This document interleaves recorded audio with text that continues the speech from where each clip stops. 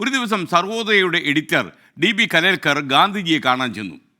അപ്പോൾ ചെന്നപ്പോൾ ഗാന്ധിജി അവിടെ എന്തോ തിരഞ്ഞുകൊണ്ടിരിക്കുക.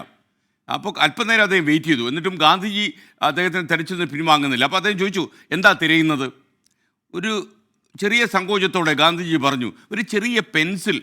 അപ്പോൾ അദ്ദേഹത്തിന് ചെറിയൊരു കലേൽക്കറിന് ചെറിയൊരു ഇത് തോന്നി. ഗാന്ധിജിയുടെ വിലപ്പെട്ട സമയം അദ്ദേഹം ചെറിയൊരു പെൻസിൽ തിരയാൻ ഇങ്ങനെ പാഴാക്കേണ്ട ആവശ്യമുണ്ടോ എന്ന് കരുതി അദ്ദേഹം തൻ്റെ കൈവച്ചുകൊണ്ടൊരു പെൻസിലെടുത്ത് ഗാന്ധിജി കൊടുത്തു. ഇല്ലില്ലില്ലില്ല, എനിക്ക് എൻ്റെ പെൻസിൽ തന്നെ വേണം, കലേൽക്കറിൻ്റെ പെൻസിൽ വേണ്ട. ഗാന്ധിജി വാശി പിടിച്ചു കുട്ടികളെ പോലെ. പിന്നീടാണ് ഗാന്ധിജി അതിൻ്റെ കാര്യം പറഞ്ഞത്. ആ പെൻസിൽ ഗാന്ധിജിക്ക് പ്രിയപ്പെട്ട ഒരാളുടെ കൊച്ചുമകൻ കൊടുത്തതാണ്. ആ പെൻസിലിൻ്റെ പിന്നിൽ സ്നേഹവും വാത്സല്യവും ഉണ്ടെന്നാണ് ഗാന്ധിജിയുടെ വിശ്വാസം. അത് കേട്ടതോടെ കലേൽക്കർ കൂടി ഗാന്ധിജിയോടൊപ്പം ചേർന്നു അത് തിരയാൻ. ഒടുവിൽ കുറച്ചു നേരം തിരഞ്ഞ് അത് കണ്ടുപിടിച്ചു. കഷ്ടിച്ച് 2 ഇഞ്ച് നീളമുള്ളൊരു പെൻസിലായിരുന്നു ഗാന്ധിജി ഇത്ര നേരവും തിരഞ്ഞത്.